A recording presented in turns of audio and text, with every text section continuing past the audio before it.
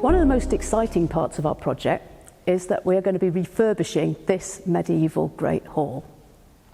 The Great Hall is the largest room in the whole castle, and it was also the most splendid. It was the place where all the great feasts and events would have taken place historically.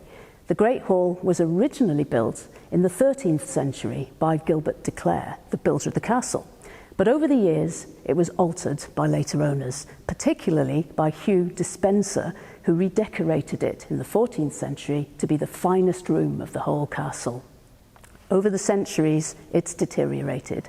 And as we see it today, it just looks like a large, simple space, bare stone walls, bare floor, simple wooden roof. So what we're intending to do is bring back some of the medieval splendour of that hall and to be presenting it as it might have appeared in the 14th century.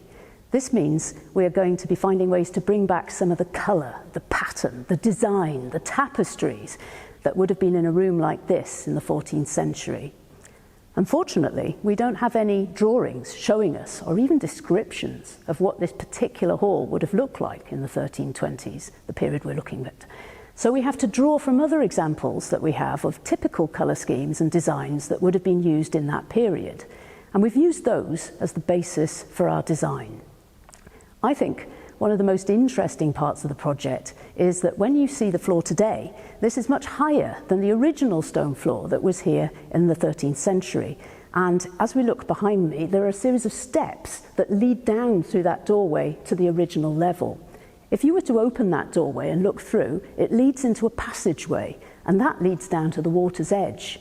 There was a water gate that allowed people to move from the water in and out of the Great Hall. It's been closed for a long time because it's in very poor condition.